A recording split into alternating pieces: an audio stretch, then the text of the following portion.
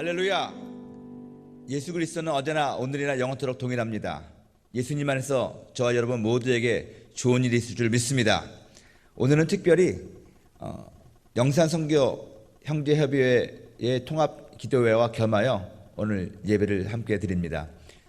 우리 코로나19의 조속한 종식과 또 우리 원로 목사님 네 분의 건강을 위해서 우리가 특별히 2주간 기도를 하는데, 우리들의 기도에 응답하여 주시사 하나님께서 우리나라와 전 세계를 휩싸고 있는 이 코로나를 다 없게 해주시고 모든 재난과 재앙에서 우리들을 구원해 줄 줄 믿습니다. 또한 우리 원로 목사님 네 분도 건강을 회복하며 우리 순복음 재단이 다시 한번 성령의 불을 일으키는 그런 놀라운 은혜의 역사를 해나갈 줄 믿습니다. 오늘 예배에 참석한 모든 성도님들에게 주님의 함께하심과 성령님의 위로와 평강이 있기를 주님의 이름으로 축원을 드립니다. 오늘 우리에게 주시는 하나님의 말씀을 먼저 봉독하도록 하겠습니다. 히브리서 10장 19절에서 22절의 말씀입니다. 우리 다 같이 한 목소리로 합독해 보도록 하겠습니다. 그러므로 형제들아, 우리가 예수의 피를 힘입어 성소에 들어갈 담력을 얻었나니 그 길은 우리를 위하여 휘장 가운데로 열어놓으신 새로운 살 길이요, 휘장은 곧 그의 육체니라. 또 하나님의 집 다스리는 큰 제사장이 계심에 우리가 마음의 뿌림을 받아 악한 양심으로부터 벗어나고 몸은 맑은 물로 씻음을 받았으니 참 마음과 온전한 믿음으로 하나님께 나아가자. 아멘. 한번 다 같이 한번 따라해 볼까요? 보혈을 의지하고 담대하자. 유사히 많은 비가 내렸습니다. 이런 이야기가 생각이 납니다. 비가 계속해서 내리고 있는데 도무지 그칠 줄을 모르는 것입니다. 그런데 그 비가 오는 가운데 처마 밑에 비를 피하고 있던 두 사람이 있었는데, 한 노인과 한 젊은이가 이야기를 하는 것입니다. 젊은이가 낙심 어린 어투로 이렇게 중얼거립니다. 이 비가 곧 그치기는 할까? 정말 이 비는 언제까지 내려올까? 그러자 그 노인이 지그시 웃으며 말씀하시기를, 젊은이, 비는 그치게 되어 있다네. 이 비는 곧 그칠 거라네. 이 이야기가 생각이 납니다. 우리들에게 찾아오는 수많은 고난들과 어려움들, 또 많은 비가 언제 그칠까 우리는 조마조마하고 또 우리는 답답해하기도 합니다. 그러나 비는 그치게 되어 있는 것입니다. 창세기 8장 1절에 보면은 이런 말씀이 있습니다. 하나님이 노아와 그와 함께 방주에 있는 모든 들짐승과 가축을 기억하사 하나님이 바람을 땅 위에 불게 하심에 물이 줄어들었다라고 기록하고 있습니다. 하나님께서 이 땅에 홍수를 내리셨습니다. 우리가 잘 아는 노아의 홍수를 보면 40일간 억수로 비가 쏟아진 것입니다. 온 세상이 물에 잠기게 되었다는 것입니다. 모든 지구상에 있는 그 생물들이 죽게 되었습니다. 그리고 그 40일이 지난 다음에 비가 그쳤는데, 비가 그치고 난 후에 물이 빠지기까지 얼마나 걸렸습니까? 375일이 걸렸습니다. 노아를 생각해 봤습니다. 노아는 수많은 짐승들과 그의 가족들을 데리고 그 방주 안에서 기다린 것입니다. 이리저리 그 물에 휩쓸려 떠돌아다니다가 이제 비가 그치긴 그쳤는데, 당장 비가 그쳐도 그 방주에서 나올 수가 없었습니다. 물이 가득 차 있기 때문에 그렇습니다. 물이 빠지고 땅이 말라야지만 밖으로 나올 수가 있었습니다. 근데 그 기간이 무려 1년을 하고도 열흘이 더 지난 375일 동안이나 그 어둡고 냄새나고 축축한 그 방주 안에서 있었다는 것입니다.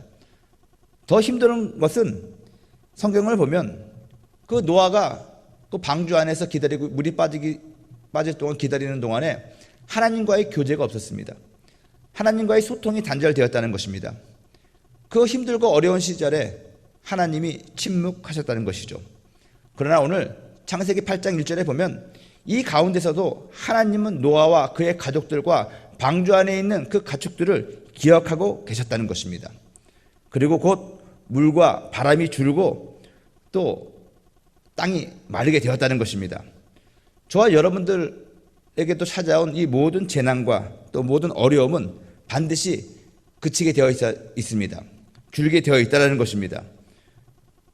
코로나도 수많은 사람들에게 두려움과 또 절망을 가져다 주었지만 모든 사회 활동이 정지되고 많은 그런 변화가 우리들의 가운데 생기게 되었지만 이것은 지나가게 되어 있다는 것입니다. 종식된다는 것입니다. 그러므로 우리들은 하나님을 기대하고 소망하고 살아가야 되는 것입니다. 우리를 기억하시고 우리를 돌보시고 우리를 구원해 주시고 우리를 반드시 좋은 곳으로 인도하시는 주님의 인도하심을 믿고 우리는 기다려야 될 줄로 믿습니다. 치료하시는 하나님, 우리를 회복시켜 주시는 하나님, 좋으신 하나님을 믿고 소망하고 그 소망을 붙들고 살아가는 저와 여러분이 되시기를 주님의 이름으로 축원드립니다. 오늘 특별히 히브리서는 우리들에게 무엇을 말하고 있습니까? 하나님을 소망하고 하나님의 주시는 회복과 치료를 소망할 때 특별히 예수 그리스도의 보혈을 기억하고 예수 그리스도의 보혈을 붙잡고 담대하라고 우리에게 말하고 있는 것입니다. 19절 말씀을 다시 한번 읽도록 하겠습니다. 그러므로 형제들아 우리가 예수의 피를 힘입어 성소에 들어갈 담력을 얻었나니 라고 이게 이야기하고 있습니다. 예수님의 보혈을 힘입고 살아가시기를 주님의 이름으로 축원드립니다. 모든 생명은 그 피에 있다고 성경은 기록하고 있습니다. 예수님이 흘려주신 그 보혈은 새로운 생명입니다. 또한 예수님의 보혈은 능력이라는 것을 여러분 믿으시기 바랍니다. 예수님의 보혈은 우리의 죄와 허물과 부끄러움을 다 사하시는 능력이었습니다. 그리고 하나님과 우리와의 관계를 다시 회복시키시고 하나님과 화목하게 하셨다는 것입니다. 예수님의 보혈은 사망과 질병과 저주를 이기신 예수님의 부활의 능력을 또한 우리들에게 증거하고 우리들에게 가져다 준다는 것을 여러분 믿으시기 바랍니다.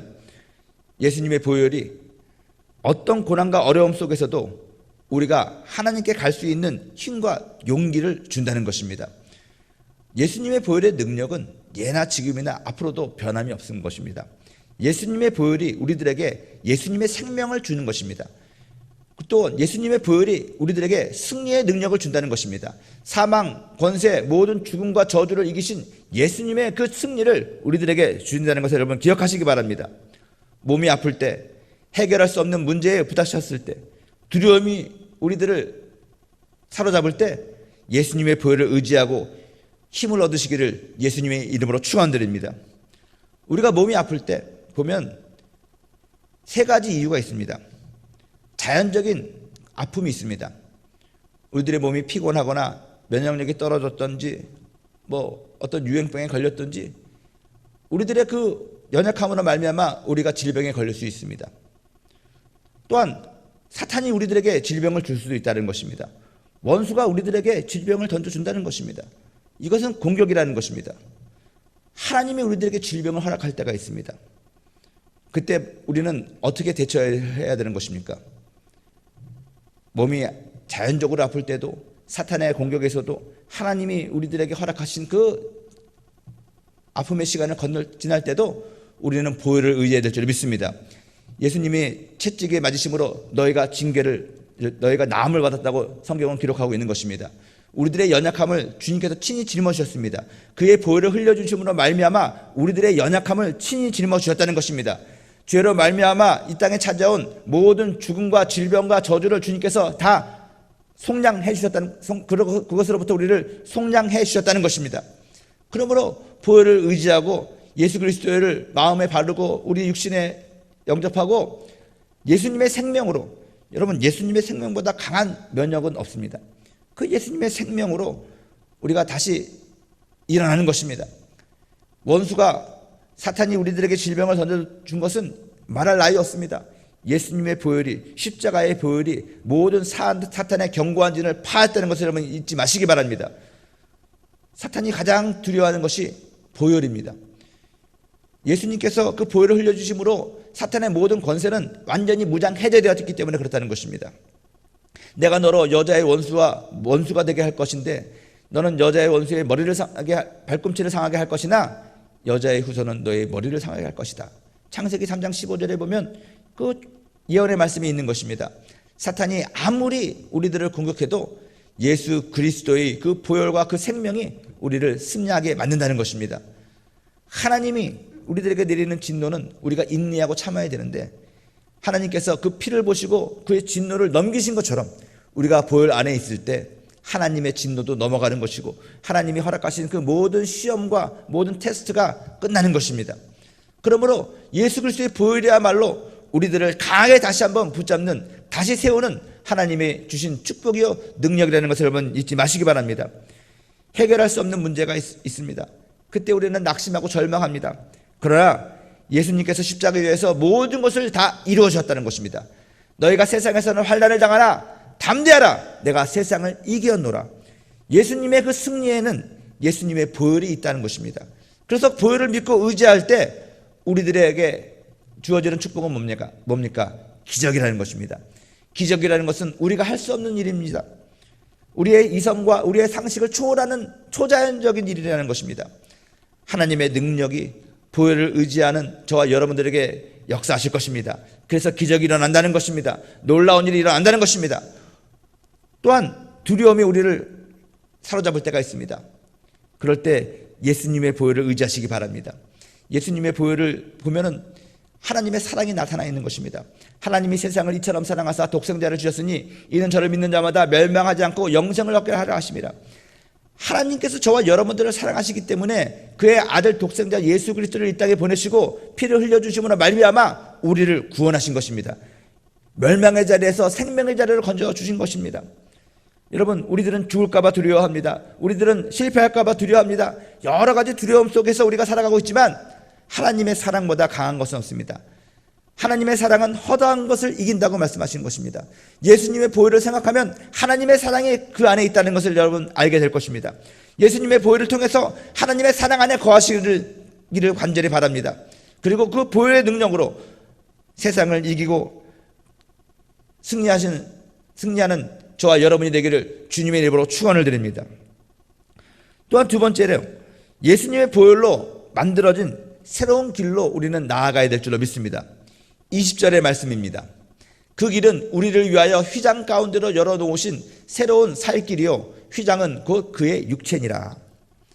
사랑하는 여러분, 성소로 가는 길, 예수님께서 우리들을 위해서 만들어주신 길이 무슨 길이냐? 성소로 가는 길입니다. 성소는 하나님이 계신 곳을 의미하는 것입니다. 그곳에는 치료가 있습니다. 그곳에는 응답이 있습니다. 그곳에는 회복이 있습니다. 그곳은 축복이 있습니다. 그곳은 하나님의 영광이 있는 곳이라는 것입니다. 사랑하는 여러분, 예수님께서 말씀하셨습니다. 내가 곧 길이요 진리요 생명이니 누구든지 나를 말미암지 않고는 아버지께로 올 자가 없느니라. 하나님이 계신 곳엔 더 이상 해함도 슬픔도 상함도 없는 것입니다. 빛이 있으면 어둠은 물러간다는 것입니다. 우리는 예수 그리스도를 통해서 하나님께로 간다는 것입니다. 해함도 상함도 아픔도 없는 그 진정한 평화, 샬롬이 있는 그 샬롬의 나라로 우리는 들어갈 수가 있다는 것입니다. 예수님의 보혈은 저와 여러분들로 말미암아 샬롬의 나라로 갈 수 있는 길을 만들어 주었다는 것을 여러분 믿으시기 바랍니다. 보혈을 지나 하나님 품으로, 보혈을 지나 아버지 품으로 우리가 그 찬양을 부릅니다. 예수님의 보혈을 지나서 예수님의 보혈이 만들어 주신 그 피 묻은 길을 따라서 우리는 주님 앞에 나아간다는 것입니다. 하나님께 들어간다는 것입니다. 그곳에는 정말로 기쁨이 있는 것입니다. 그곳에는 만족이 있는 것입니다. 그곳에는 영원한 행복함이 있는 것이라는 것입니다. 세상에서도 좋은 곳을 찾아서 우리는 이사를 다니고 좀 더 좋은 곳으로 우리는 가려고 노력을 하고 살아갑니다. 그러나 이 세상에는 어디를 가든지 슬픔이 있는 것이고 이 세상에는 어디를 가든지 아픔이 있는 것이고 문제가 없는 곳은 없는 것입니다. 그러나 하나님의 집에는 해함도 없는 것입니다. 상함도 없는 것입니다. 주님께서 주시는 영원한 기쁨 안에 살아갈 수 있는 것입니다. 이 하나님의 나라는 우리가 이 육신의 장막을 벗고 난 다음에 가게 되겠지만 그 전에 먼저 이 땅에서 우리가 경험한다는 것입니다. 하나님의 나라는 그러므로 여기 있다 저기 있다가 아니라 너희 마음 가운데 있다고 주님께서 말씀하신 것과 마찬가지로 우리들의 심령에 이런 하나님의 나라가 생기고 또 우리들의 그 가정과 우리들이 존재하는 그곳이 하나님의 나라가 된다는 것입니다. 그 하나님의 나라로 누가 인도하느냐? 예수 그리스도의 보혈을 따라, 예수 그리스도의 보혈이 만들어주신 그 길을 따라 길을 가는 사람들에게 그러한 축복과 은혜가 주어진다는 것을 여러분 믿으시기 바랍니다. 그렇다면 예수님의 보혈이 만들어주신 이 길은 어떤 모양으로 우리들에게 나타나고 어떤 길입니까? 크게 세 가지로 나타납니다. 예수님의 보혈이 하나님의 집 성소로 들어갈 수 있는 그 길을 만들어 놓으셨는데 그 길은 믿음의 길입니다. 믿음으로 가는 길이라는 것입니다. 여러분, 우리들이 살아가는 데 있어서 어떤 가치를 가지고 어떤 가치관을 가지고 살아가는 것이 매우 중요합니다. 눈에 보이는 것을 따라 살아가면 안 됩니다. 세상의 소리에 귀를 기울여서 그 길을 따라가면 안 된다는 것입니다. 우리는 하나님의 소리를 듣고 그 소리가, 그 말씀이 나의 믿음이 되고 그 믿음 따라서 우리가 모든 길을 가야 될 줄로 믿습니다. 믿음은 들음에서 나고 들음은 그리스도의 말씀이라고 했습니다. 믿음의 길을 간다는 것은 무엇입니까? 말씀에 따라 살아가는 삶을 얘기하는 것입니다. 하나님의 말씀이 나를 지배하는 것입니다. 하나님의 말씀이 인도하시는 바에 우리는 순종하고 살아간다는 것입니다. 어떤 세상의 유행이라든가 세상의 변화를 보고 우리가 그것을 따라가는 것이 아니라 하나님의 말씀이 나의 삶의 중심이 되고 기초가 되어서 기준이 되어서 그 말씀에 순종하여 살아가는 것이 믿음의 길을 가는 사람의 모습이라고 저는 생각을 합니다. 그러므로 정말로 어떤 환경 가운데서 우리는 눈에 보이는 것이 없고 귀에 들리는 것이 없고 손에 잡히는 것이 없어도 하나님의 말씀이 나에게 주신 그 약속의 말씀을 붙잡고 우리는 오늘도 전진해 나가는 것입니다. 오늘도 충성을 다하는 것입니다. 아브라함은 죽은 자를 살리시고 없는 것을 있게 하시는 하나님을 믿었습니다. 그가 100세가 됐음에도 불구하고 그의 아내의 태가 죽은 것을 알면서도 하나님의 말씀에 순종하여 나아갔을 때 하나님께서 그에게 아들을 주신 것입니다. 이것이 믿음의 길이라는 것입니다. 또한 예수 그리스도의 보혈이 만든 길, 그 길은 어떤 길입니까? 십자가의 길입니다. 십자가의 길은 여러분 희생과 섬김의 길이라는 것입니다. 우리가 세상을 살아가는 데 있어서 모든 것들을 내가 부여잡고 내 거야 하고 살아가는 사람들은 복이 없습니다. 평강이 없습니다. 하나님의 법과 세상의 법이 참 상치가 됩니다. 세상은 더 내가 가져야 된다고 하지만 하나님은 더 주라고 얘기하는 것입니다. 주는 자에게 복이 있다라고 얘기하는 것입니다. 양보하고 희생하고 배려할 때 오히려 하나님께서 그를 높여주시고 축복해 주시는 것을 여러분 믿으시기 바랍니다. 예수님도 우리들에게 그것을 가르쳤다는 것입니다. 높은 자리에 앉지 말고 낮은 자리에 앉으라. 섬김을 받으려고 하지 말고 먼저 섬겨라. 그것이 하나님의 방법이라는 것입니다. 그것이 십자가의 길을 가는 사람의 태도라는 것입니다. 죽고자 하면 살고 살고자 하면 죽는 것입니다. 주님께서 세상을 위하여 자신의 모든 것들을 내어주셨을 때 하나님께서 그를 살리사 지극히 높여주신 것을 여러분 믿으시기 바랍니다. 그러므로 만왕의 왕이요 만주의 주가 되게 하신 것이라는 것입니다. 세상 모든 어떤 이름보다 뛰어난 이름으로 만들어 주신 거라는 것입니다. 우리는 예수님의 제자입니다. 그러므로 우리도 예수님과 같이 그런 섬김의 삶을 살아야 되는 것입니다. 희생의 삶을 살아가야 되는 것입니다. 십자가의 길을 우리는 두려워하지 아니하고 가야 되는 줄로 믿습니다. 그래서 예수님도 제자들에게 나를 따르려거든 자기를 부인하고 저마다 자신의 십자가를 지고 나를 따르라고 말씀하신 것입니다. 예수님이 만드신 그 길을 우리도 예수님이 감당하신 그 짐을 우리도 지고 주님을 따라간다는 것입니다. 세 번째로 여러분 거룩한 길입니다. 예수님이 우리를 위하여 예수님의 보혈이 만들어주신 길은 어떤 길입니까? 더러운 길이 아닙니다. 거룩한 길이라는 것입니다. 이사야에서는 하나님의 시온으로 가는 길을 거룩한 시온의 대로라고 얘기하고 있습니다. 그 시온의 대로는요 사자가 없는 대로라는 것입니다. 거룩한 길이라는 것입니다. 하나님 앞에 직통으로 갈 수 있다라는 길이라는 것입니다. 사랑하는 여러분, 이 길은 어떻게 가야 되는 것입니까? 우리 인간 스스로는 절대로 거룩해질 수가 없습니다.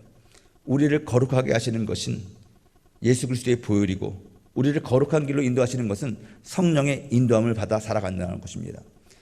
거룩하신 성령께서 우리 안에 거하심으로 우리의 몸을 성전 삼고 계심으로 우리가 가는 길을 거룩하게 만들어 준다는 것입니다. 거룩한 길에는 사자와 승냥이가 갈 수가 없는 것입니다. 원수가 그 길을 갈 수 없다는 것입니다. 성령 충만하여 성령의 인도함을 받고 살아가는 성도님들의 삶은 원수가 해하지 못한다는 것입니다. 이것이 형통의 삶입니다. 형통이라는 것이 무엇입니까? 좋은 일만 벌어지는 것이 형통이 아닙니다. 어떤 길을 갈 때 막히는 것이 없는 것이 형통입니다. 요셉이 그랬습니다. 모든 하나님의 사람들이 그가 낮은 곳에 있을 때도 높은 곳에 있을 때도 중간에 멈춰지지 않고 계속해서 형통의 길을 갔다는 것입니다. 막히지 않고 계속해서 전진했다는 것입니다. 여러분, 시온의 대로는 막히지 않습니다. 거룩한 길은 절대로 막히지 않습니다. 성령의 인도함을 받고 살아가는 사람들은 절대로 중간에 넘어지지 않습니다. 멈추지 않습니다. 뒤로 물러서지 않는 것입니다. 그러므로 예수 그리스도의 보혈이 만드신 이 거룩한 길을 가기 위해서 성령의 인도함을 받고 살아가기 위하여 여러분 성령 충만하시기를 예수님의 이름으로 축원을 드립니다. 세상의 가치관과 또 기대와는 전혀 다른 길이런지 모르겠습니다. 그러나 저와 여러분들은 어떤 길을 가야 되는 것입니까? 예수 그리스도께서 준비하신 그 길, 예수님의 보혈이 덮인 그 길, 예수님의 보혈이 우리를 인도하는 그 길을 가야 될 줄로 믿습니다. 그 길로 가면 해함도 없고 상함도 없고 슬픔도 없는 영원한 평강의 나라, 하나님이 계시는 그곳으로 우리는 인도함을 받게 된다는 것입니다. 마지막으로 22절 말씀입니다. 22절 말씀 다 같이 한 목소리로 한번 합독하도록 하겠습니다. 우리가 마음의 뿌림을 받아 악한 양심으로부터 벗어나고 몸은 맑은 물로 씻음을 받았으니 참 마음과 온전한 믿음으로 하나님께 나아가자. 다시 한번 다 같이 고백할까요? 예수님의 보혈을 의지하고 담대하자. 여러분, 우리가 어떤 상황과 환경 가운데 거하든지 간에 예수님의 보혈을 의지하고 담대하시기를 주님의 이름으로 축원드립니다. 저와 여러분들이 담대할 수 있는 것은 보혈이 주는 그러한 용서와 해방을 맛보았기 때문에 그렇습니다. 여러분, 우리들은 죄를 졌습니다. 그럴 죄를 졌으면 죄의 대가가 따라오게 되는 것입니다. 근데 죄의 대가뿐만이 아니라 죄가 주는 영향력에서부터도 우리는 자유해야 될 필요가 있습니다. 하나님께서는 예수님의 보혈을 보시고 예수님의 그 구속하심을 보시고 우리들의 모든 죄를 용서하셨습니다. 죄에 대한 대가가 죽음이었는데, 사망이었는데 하나님께서 용서해 주셨다는 것입니다. 우리는 용서받은 의인이라는 것입니다. 우리의 과거의 죄, 현재의 죄, 앞으로 짓게 될 미래의 죄까지 우리는 다 용서받은 사람이라는 것을 여러분 믿으시기 바랍니다. 그러나 우리는 죄의 삭스로부터 다 용서를 받았지만 그 죄가 주고 있는 그 영향력에서는 우리는 벗어날 수가 없는 것입니다. 우리가 어저께 회개한 죄를 또 짓지 말아야 되는데 우리는 또 연약해서 그 죄를 반복해서 짓곤 합니다. 또한 죄책감에 시달리게 되는 것입니다. 예수님의 보혈은 우리를 사냥꾼의 올무에서 새가 벗어나듯이 그 죄의 영향권으로부터, 죄의 사슬로부터 우리를 해방시켰다는 것입니다. 우리를 자유하게 해 주셨다는 것입니다. 우리는 이러한 예수님의 보혈을 의지해서 용서받은 의인으로서 죄와 상관이 없는 자유자로서 해방받은 자로서 우리가 담대하게 살아가야 될 줄로 믿습니다.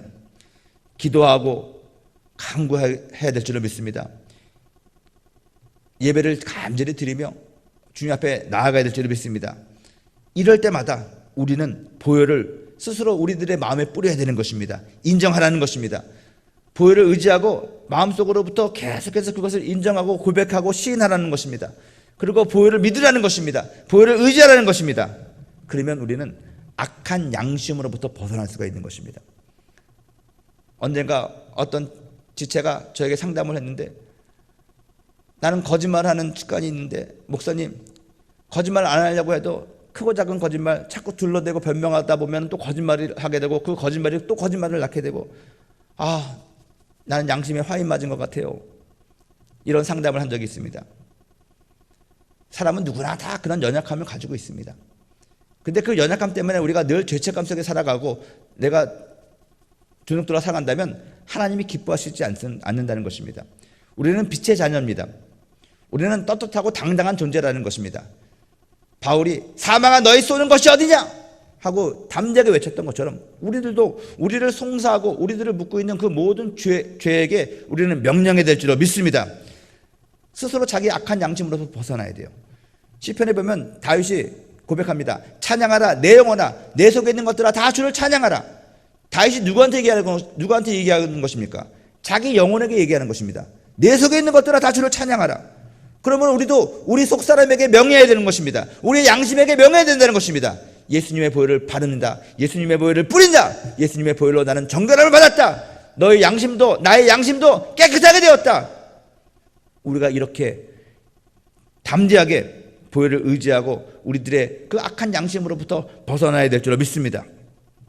말씀과 성령으로 우리의 몸과 행실을 깨끗하게 씻고 거룩함을 회복해야 될 줄로 믿습니다. 앞서 말한 것처럼 거룩은 우리들이 스스로 노력해서 된다는 것이 아닙니다. 성령의 인도함을 받고 나쁜 곳으로 다니던 우리들이 거룩한 곳으로 다닌다는 것입니다. 나쁜 생각을 하던 사람들이 거룩한 생각을 한다는 것입니다. 나쁜 말을 버릇을 가지고 있는 사람이 거룩한 말을 한다는 것입니다. 여러분, 우리 성도들을 위해서 기도해 줄 때 우리가 성령 침례를 위해서 기도합니다. 그리고 방언을 터뜨리기 위해서 기도를 하는데 방언이 잘 안 터지는 우리 성도님이 있었어요. 열심히 기도하는데 방언이 안 터지는 거예요. 근데 제가 기도해 보니까 이미 성령이 함께 계시고 충만한데 입이 안 떨어지는 거예요. 방언이 안 터지는 거예요. 그래서 그에게 권면했습니다. 혹시 말버릇이 좀 말하는 습관이 안 좋은 것이 있냐고. 너무 부정적인 말을 하고 욕 같은 걸 하고 그러면은 좋지 않으니까 그것을 회개하시고 하나님이여 성령이여 나에게 거룩한 말을 하게 해주십시오 라고 기도하시라고. 그랬더니 그분이 눈물을 흘리면서 사실 저는 입에 욕하는 버릇이 좀 있다는 거예요. 큰 욕은 아니지만 말마다 뭐라고. 그래서 그 말투를 바꿨습니다. 회개했다는 것입니다. 놀랍게도 그것을 회개하는 순간 그분은 방언이 터졌다는 것입니다. 새 방언을 말하게 되었다는 것입니다. 사랑하는 여러분, 이 성령으로 우리를 씻어야 되는 것입니다. 내가 성령께 맞춰야 된다는 것입니다. 성령이 나를 오집을 수 있도록 나의 모든 주권을 드려야 된다는 것입니다. 주권을 어떻게 드려야 할지 모르면 말씀을 보십시오. 말씀을 듣고 말씀의 인도하심을 받아서 순종해서 내가 성령께 모든 주권을 드리면 성령이 나를 지배하시고 성령이 나를 씻어준다는 것입니다. 나의 육신을 씻어준다는 것입니다. 나의 못된 버릇을 씻어준다는 것입니다. 그리고 우리를 거룩하게 회복시켜 주신다는 것을 여러분 믿으시기 바랍니다. 그러므로 오늘 이 말씀처럼 보혈을 이토록 의지하고 담대하게 참마음과 온전한 마음으로 하나님께 나아가기 위하여 기도하시기를 주님의 이름으로 축원드립니다. 하나님은 우리를 사랑하십니다. 우리를 기다리고 계시는 것입니다. 우리를 에게 찾아온 모든 환난과 재난과 고난을 이제 말리실 것이고 그치게 하실 것이고 없애 주실 것입니다. 그 하나님을 소망하면서 우리는 오늘 보혈을 의지해야 되는 것입니다. 보혈을 의지하고 그 보혈에 주시는 생명과 능력으로 우리가 살아가야 될 줄로 믿습니다. 그리고 보혈이 우리를 인도하시는 그 길을 가야 될 줄로 믿습니다. 그리고 담대하시기 바랍니다. 말씀과 성령으로 충만하여서 담대하게 우리 앞에 놓여져 있는 모든 장애물들을 넘어가시기를 바랍니다. 협곡을 건너가시기 바랍니다. 이런 믿음의 사람들을 하나님은 기뻐하신다는 것입니다. 뒤로 물러서지 않는 것이 하나님을 기쁘시게 하는 것입니다. 끝까지 주님을 소망하고 붙잡는 것이 주님을 기뻐하는 것입니다. 요사이 많은 교회들도 어려움을 가지고 있습니다. 많은 성도들도 어려움을 가지고 있다고 합니다. 이것은 세상 사람들이 이야기하는 것입니다. 그러나 우리 믿음의 사람들은 그거와 상관없이 영원하신 하나님을 소망하고 우리가 담대하게 살아갈 때 놀라운 역사가 일어나는 것이고 하나님의 영광이 드러나는 것이고 우리들의 존재함으로 말미암아 그 하나님의 축복과 은혜들이 이 세상 가운데 흘러가는 것이라는 것을 여러분 믿으시기 바랍니다. 저는 우리 민족이 다시 한번 하나님이 기뻐하시는 그런 나라요 민족의 모습으로 회복될 것을 믿습니다. 우리 원로 목사님 네 분이 평생을 주님을 위하여 헌신하시고 희생하시고 이 십자가의 길 보혈의 능력을 가지고 살아갔는데 주님께서 다시 한번 힘을 주셔서 이 모든 고난을 극복하고 더욱더 하나님의 영광을 나타나게 되실 것을 믿어 의심치 않습니다. 또한 이러한 모든 것들이 우리뿐만이 아니라 우리의 다음 세대까지 전해져야 될 줄로 믿습니다. 그 다음 세대도 이러한 믿음을 유산으로 이어받아 보혈의 능력으로 강건해지고 담대하여 하나님의 영광을 나타내는 그러한 다음 세대가 될 것을 믿어 의심치 않습니다. 오늘 이 예배를 받으시고 우리의 기도에 응답하시는 주님을 기대하며 예수님의 이름으로 모든 사랑하는 성도님들을 축복합니다. 기도가 부활의 능력으로 강하게 주님 앞에 올라가게 될 것을 믿습니다. 이러한 놀라운 기적과 응답을 기대하며 우리가 오늘 통성으로 기도할 텐데, 먼저 우리가 기도할 때 세 가지 기도 제목을 드릴 테니 이 기도 제목을 가지고 함께 기도해 주시면 감사하겠습니다. 나라와 민족을 위해서 먼저 기도해 주시기 바랍니다. 대한민국의 코로나 극복과 민족의 하나님을 향한 첫사랑이 회복될 수 있도록 여러분 꼭 기도해 주시기 바랍니다. 두 번째, 조영기 원로 목사님과 총장님의 온전한 회복과 치유를 위해서 여러분 기도해 주시기 바랍니다. 다음 세대를 세우며 부흥하는 우리 교회들이 될 수 있도록 여러분들이 합심해서 기도해 주시기 바랍니다. 이 기도와 함께 개인이 가지고 온 문제와 또 기도 제목을 위해서도 우리가 통성으로 기도할 텐데, 보혈을 지나라는 찬양이 있습니다. 이 보혈을 지나 찬양 주님 앞에 들으시고 난 후에 우리 다 같이 주여 삼창하고 통성으로 기도하도록 하겠습니다.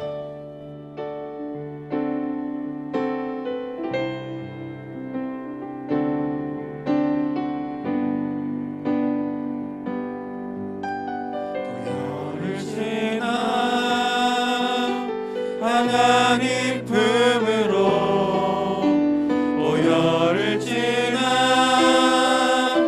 아버지 품으로 보혈을 지나 하나님 품으로 한 걸음씩 나가네. 보혈을 지나 하나님 품으로 보혈을 지나 아버지 품으로 보혈을 지나 하나님 품으로 한 걸음씩 나가네. 존귀한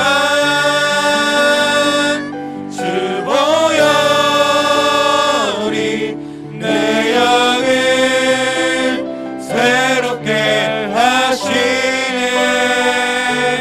존귀한 주 보혈이